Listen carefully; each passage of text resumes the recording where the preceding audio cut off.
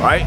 Let's read that again. This is Romans chapter 8 and verse 18. For I reckon that the suffering of this present time are not worthy to be compared to the glory that shall be revealed in us, right? For the so guess what? What is that going into, right? The nations, right, all gather themselves against us, and we deal with a lot of destruction. We deal with a lot of grief. We deal with a lot of pain. We deal with a lot of chastisement. We deal with a lot of burdens, right? We are cast down, cast aside. Hey, and nobody's burden is as heavy as the Israelites, right? Nobody's burden is as heavy as the blacks, Hispanics, and Native Americans, murdered by hundreds of thousands, if not millions, of blacks, Hispanics, and Native Americans killed, right? It's all through history, and we've been murdered, and these things have been heavy upon us even till this day. No other nation has dealt with these things, right?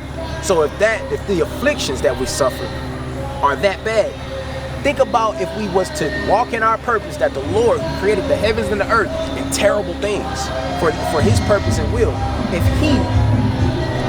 we were to turn back to his purpose and his will, what greatness can come from that, man? It's not even worthy to be compared to the affliction, right? So it says what? Verse 24. This is Romans chapter 8, verse 24. For we are saved by hope, right? We are saved by hope, but hope that is seen is not hope. For what a man seeth, why doeth he yet hope for? Right? Why do we yet hope for? Right? But if we hope for that we see not, then do we with patience wait for it. Huh? So it's our purpose and it's our season to be in patience. It's our season to be in long suffering. Right? It's for us to be in long suffering. So what we gotta do? We gotta turn to the purposes of the Most High God. Stop running around here thinking we understand things according to our own understanding, man. Lean into our own understanding. Lean into our own ways, right? Lean into our own counsels, the counsels of our heart, man. Instead of what? The purpose and the counsels of the Lord, right? So Judith, she saith in the scripture of Judith chapter 9 and verse 9, right? And on down, she's going into what? The Lord is the God, or verse 11 actually. He's the God of the afflicted. He's a God of the forlorn. He's a God of the weary, right? Those who are heavy laden, right? She's a God of them who have no hope, right? So, and she was praying in her affliction, man. We're supposed to call upon the Lord in our affliction, right? And you know, that is the way in which we are going to be delivered from this thing. But we got to understand that purpose, man. Right? So it says what? Likewise, the Spirit also helpeth our infirmities, for we know that what we should pray for, it says, for we know not what we should pray for as we ought, but the Spirit itself maketh intercession for us with groanings which cannot be uttered. And what does the Spirit reveal unto us? Right? The Spirit reveals unto us. The Spirit of the Lord reveals unto us the corruption that's evident in the Lord's sight, man. Right? The Spirit reveals unto us the corruption that is evident in the Lord's sight, not just our own minds. He reveals that which is evident in our own sight, in His sight, right?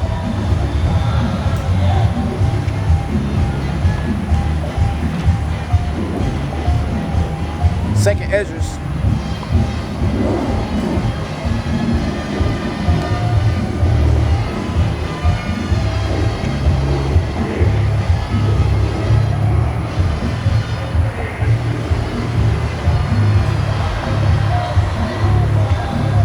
Second Ezra chapter 4 and verse 11. How should thy vessel then be able to comprehend the way of the highest, and the world being now outwardly corrupted, to understand the corruption that is evident, right? The corruption that is evident in my sight, right? So that's what the Holy Spirit reveals in these last days, right? The Holy Spirit reveals those things in these last days. The corruption that's evident in the Lord's sight, man. He's calling us back to understand what is His purpose for the so-called Black, Hispanic, and Native American. right? But we want to lean to our own understanding, right? And turn to the ways of Esau, turn to the weak and beggarly things of this wicked system, right? So we are supposed to be looking for the righteousness and judgment and justice to spring forth, man, right? This is the book of 2nd Ezra, chapter 7 and verse 30, right? And it says what? Let's start at 28. It says what? For my son Yahushua shall be revealed with those that be with him, and they that remain shall rejoice with him 400 years. It says, after these years shall my son Christ die, and all men that have light. It says, and all men that have light. And it says, and the world shall be turned into the old silence 7 days, like as the former judgments, so that no man shall remain. And after 7 days, the world that yet awaketh not shall be raised up, and that shall die that is corrupt. Right?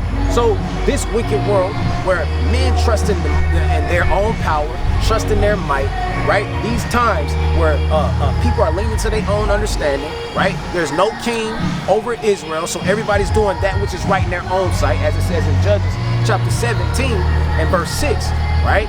These days are going to pass away, the times of corruption, where there is no justice, no judgment, no equity, right? These days are going to pass away, right? Corruption shall, it says, and that shall die that is corrupt, and the earth shall restore those that are asleep in her, and so shall the dust.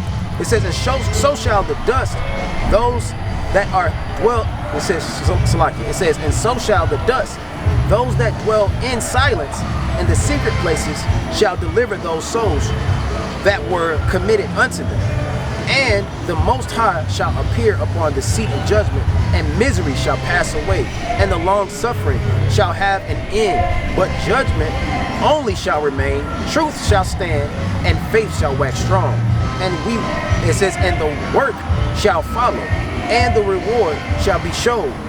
It says, and the good deeds shall be of force, and the wicked deeds shall bear no rule. The wicked deeds are not going to bear any rule. These are the things that we're hoping for. These are the things that we're looking for. We don't see that right now. But we got to have patience to hope on these things and also walk in righteousness and endure to the end, man, so that we can receive these rewards, man, right? And verse, this is 2nd Ezra, chapter 4 and 35. It says what? And the work shall follow, and the reward shall be shown, and the good deeds shall be of force, and the wicked deeds shall bear no rule. Then said I, Abraham prayed for the Sodomites, and Moses the fathers that sinned in wilderness, and Yahushua and Jesus after him for Israel in the time of Achan. So let's talk about Joshua, right? And Samuel and David for the destruction of Solomon, for them that should become to the sanctuary. So right, we have to pray for the weak. We have to pray for those who continue in wickedness and sin, right? Right, we have to pray for them because the times of glory have not come, as it will say in 2nd Ezra chapter 7 and verse 40. Let's go to it real quick. I'm gonna briefly read over it, right? 2nd Ezra chapter 7 and verse 41. It says what? Or let's start at 41. It says, even so now, seeing corruption is grown up and the wickedness increased, and the righteous have prayed for the ungodly, wherefore shall it not be so also? He's answered me and said, this present life is not the end, where much glory doeth abide. When Yahushua returns, much glory is going to abide. Righteousness is going to spring up, right? That's going to be the purposes. That's going to be the expected end, right? When you turn from wickedness and folly and madness and lean on the Most High God and His strength, right? Corruption is going to pass away, right? And it says what? Therefore, have they prayed for the weak, right? Those who walk in righteousness, those who are abiding in the Lord, those who are continuing in His word every day and thinking on His word and meditating on His word day and night, right? Being diligent. These men or people are out here being a light, showing our people the ways and the works that the Lord has given and purposed in these last days. Those people are praying for the weak, right? But it says what? But the day of doom shall be the end of this time and the beginning of the immortality for to come, wherein corruption is past, right? So corruption has to pass away, right? Let's go to 2nd Ezra chapter 4, in verse 34. It says, and he answered me, saying, do not thou hasten above the most high, for thy haste is vain to be above him, for thou hast much exceeded, right? It says, let's go to verse 23, right? He says what? For it was not my mind to be curious of the high things, but of such as pass by us daily. And our people are always seeking for a sign. Our people always want to ask questions that have nothing to do with them turning to the holy laws, right? Our people ask questions to tempt us. Our people ask foolish questions, man, right? Our people are occupied in foolish things, man, thinking on foolish things. Well, you should be seeking how to clean yourself up, seeking how to get justice and judgments to your people, man, right? Seeking to understand why these things are upon us. So it says what? For it was not my mind to be curious of the high things, but of such as pass by us daily. Namely, wherefore Israel is given up as a reproach to the heathen, and for what cause the people whom thou hast loved is given over unto ungodly nations, right? We're given to ungodly nations, man. The Lord is not meant for us to be finding favor in such a nation as this. The Lord has not given to us to have favor in these times. Our people don't understand righteousness. We got the Bible, we're bringing out thus said the Lord, but our people are quick to run to their own death. Our people are quick to run to people who have no intentions to show them love, right? But they think it's a weird thing when you bring it out thus saith the Lord. That's folly. That's darkness. Blind leading the blind. And they both gonna fall in the darkness. They both gonna fall in the ditch, right? So it says what? Let's go to verse 35. 2nd Ezra chapter 4, verse 35, right? And it says what? Did not the souls also of the righteous ask questions of these things in their chambers, saying, how long shall I hope for this fashion? When cometh the fruit of the floor of our reward, huh? Right? When cometh the fruit of the floor of our reward? Which is what? The Lord's about to destroy, right? All these trees that have not been planted by his hand, man. And that's what our people are concerned with. That's the things that we should be concerned with, right? Not concerned on how to, our women are concerned with how to trap a man. Our women are concerned on how to set snares for men and how to, do makeup tutorials, man, to beautify yourself, man, unto vanity. Things that passes away every day. These things pass away every day. Women wax old, and guess what? All their life they've been trying to learn. All their life they've been seeking to learn how to beautify themselves. And when these things wax old, right? When these things wax old, they have nothing to offer to the younger generation of women, right? Because they turn outside the purpose of the Most High God, outside the will of the Most High God, right? And now they're old, bitter women, right? Let's go to Proverbs.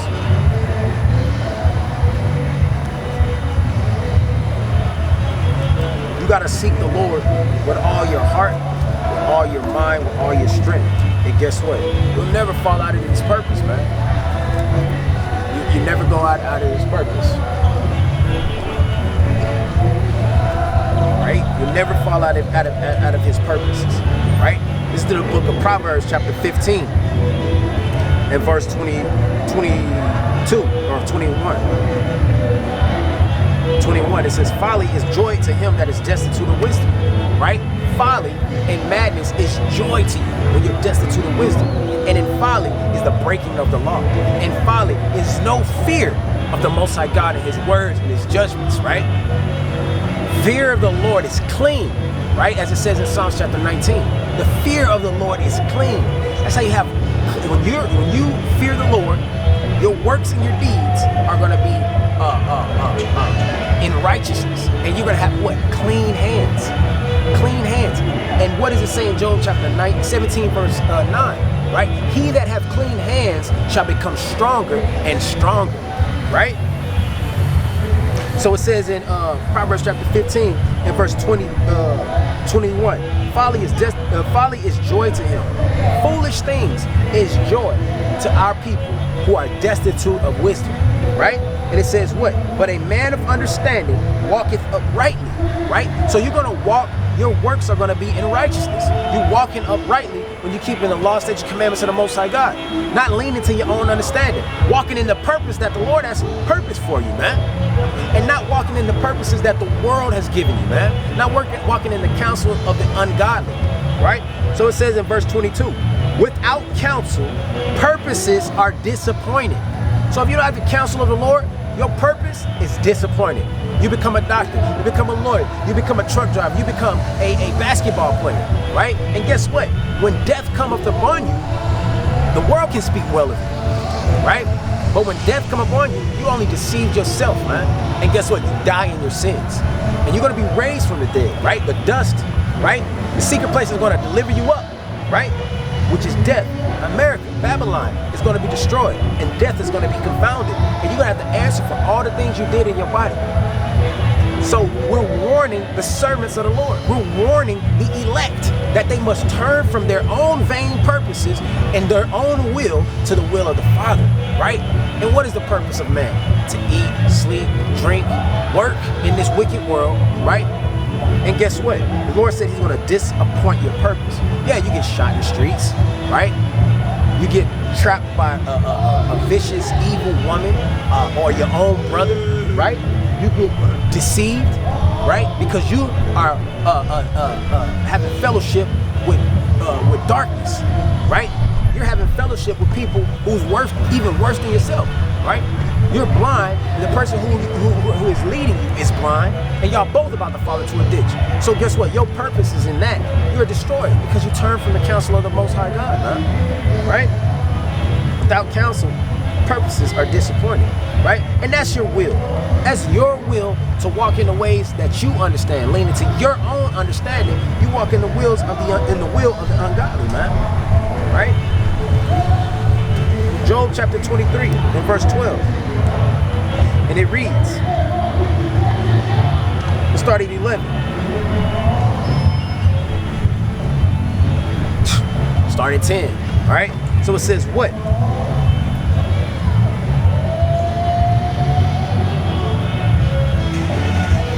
Man, start at verse 9. It says what? On the left hand, where he doeth work, but I cannot behold him. He hideth himself on the right hand, right? Right? So the Lord is showing you through all this destruction that's coming upon our people. We're asking the Lord, why is it that the ungodly nations rule over your people? We find out we Israelites, right? And in the sincere milk, we search and we ask these questions. Why is it that we are the ones that are so low if we are the Lord's chosen people? Yeah, I believe this. But why are we pressed down? Why are we destroyed, right? Why are we the ones that have to walk in all these grievous ways, these weary ways, man, where there is no rest, right? And guess what? He's doing his work. He's hidden on the right-hand side, right? Where all his laws and statutes and commandments and everybody who leaveth these wicked things are quickly without care. When they turn to the Lord through wisdom, they are quickly without care, man. Right?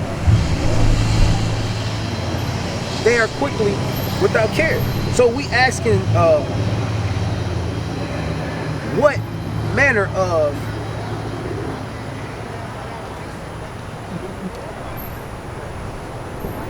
So we're asking, why are these things coming upon the children, the seed of the righteous, man? Some of us ask things, and it might sound a little like folly sometimes, like, why are these things happening to us as a people? Why are black people continuously the ones getting shot in the streets? Because the Lord purposed us to hear his word. This wicked nation who have power, they have not turned to the Lord. These wicked nations, they give license to be in all types of folly and madness. And our people are enjoying folly, foolishness. Our people are enjoying foolishness day in and day out, having no understanding on how they should walk and how they should avoid all these manner of pitfalls, man. You know, how they can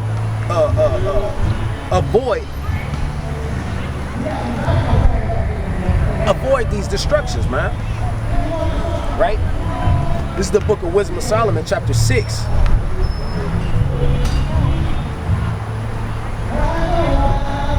Right?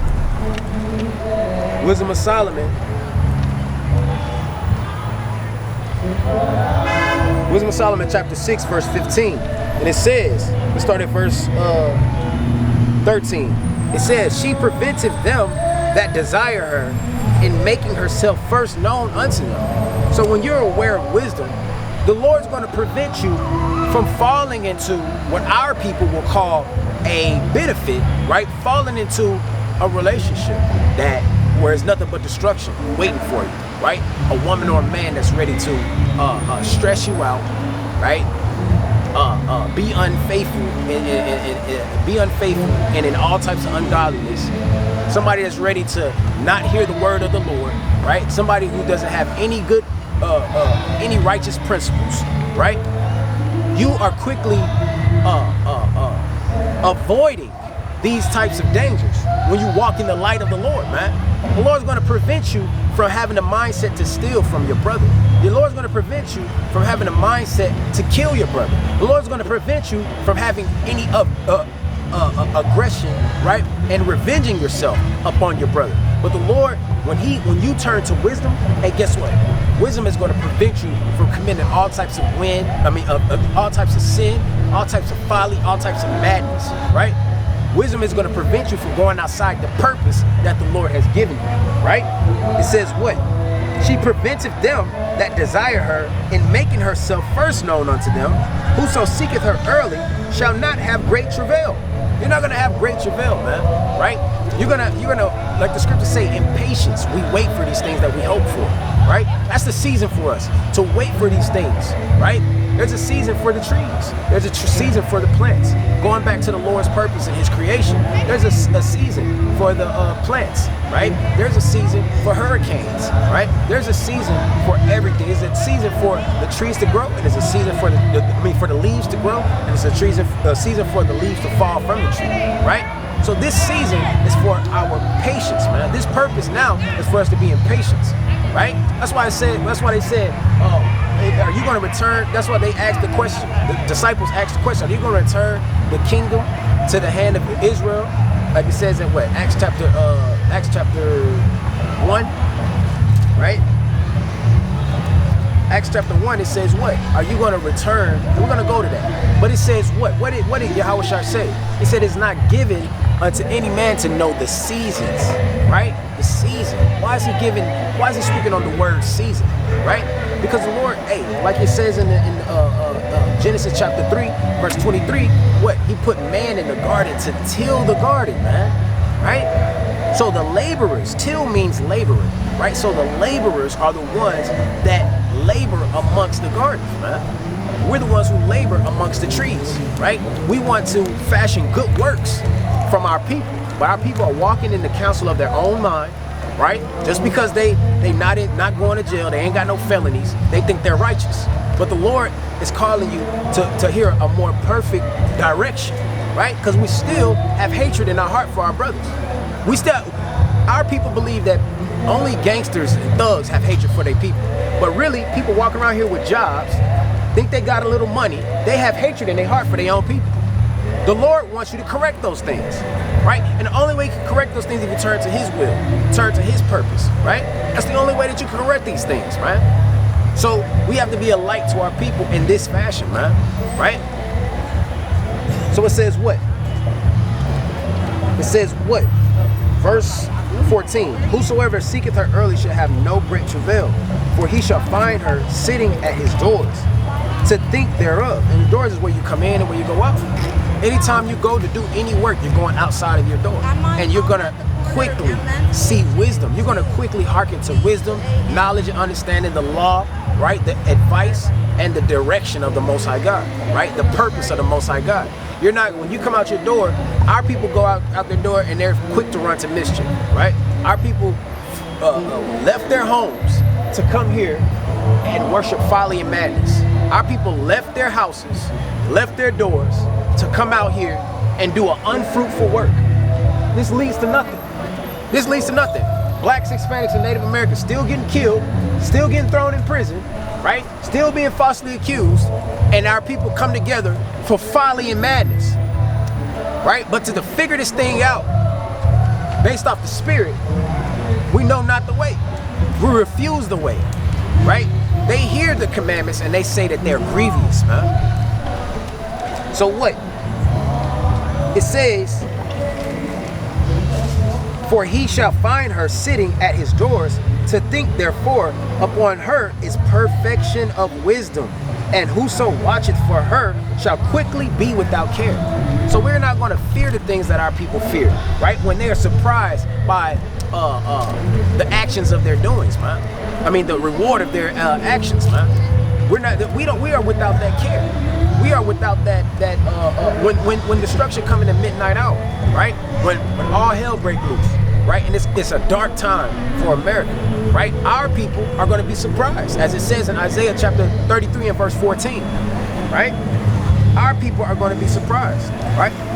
So Job chapter 23 and verse 15, it says what? Or let's go to verse 12. It says, neither have I gone back from the commandment of his lips, right? The Lord gave us command. Just like the trees have a purpose and the trees do their purpose, the Lord has given his people purpose. He given us purpose and he commanded these things, but our people walk outside of it. Our people walk outside of it and they're happy in that thing, man, right? They're happy, like the scriptures say, folly is joy to him that is without wisdom, right? So it says what? Neither have I gone back from the commandment of his lips. I have esteemed the words of his mouth more than my necessary food, right? So our people are so busy trying to figure out why the white man can't be saved. Our people trying to figure out why are blacks the chosen people of the Lord? Why can't everybody just be one? Hey, because that's the Lord's purpose. Every tree different from another. Every plant differs from another. So every person is not the same. Every bird is not the same. There's not one bird. Everybody's not the same. The Lord has called us to be above all people because that's what his word says. That's the purpose in which he has put upon us, man. Right? So guess what? It says what? I have esteemed the words of his mouth more than my necessary food, man. You have to esteem the words of the Most High God, right? You have to esteem the words of the Most High God more than your necessary food, because guess what? Your desires, right? Food is, when you desire food, you eat it, right? Your desires are going to pass away. You're going to eat it and they're going to become hungry again. Just like was said to the woman at the well. She's going to drink this water, she's going to become thirsty again, right? But the words of the Most High God are food and water that you will never thirst again. This is a dry and thirsty land. We got to understand why. Did I take that? No, it's not. This is about the word of the Lord. So if you are turning to hear the word, if you are see, wickedness, man, maybe lose my thought, my train of thought, man. Folly, right? So if you are keeping in the law, statutes, commandments, and the will of the Most High God, that's food that's not gonna make you ashamed, right? We're walking around in a dry and thirsty land. Us walking around in a dry and thirsty land, we are without justice, judgment. We killed all the day long, right? We walking around in folly and madness. A woman think that she a man. A man think that he's a woman. These things are wickedness, man. That's folly. That's utter wickedness. The creation proves to you that a woman is supposed to lay with a man and a man's supposed to lay with a woman. And guess what? They bring about that's procreation, right? But a woman being with a woman, it's not a woman laying with a woman. You can't create life from that, man. So our deeds are before our faces, man. But they like to say, like it says in Isaiah chapter 3 and verse 9, as they did in Sodom and Gomorrah, hey, and they hide not their sins, as in Sodom and Gomorrah. They don't hide it. That's the light of this world, is to walk around with this type of confusion. That's wickedness. The Lord is not the author of confusion, right? As it says in 1 Corinthians chapter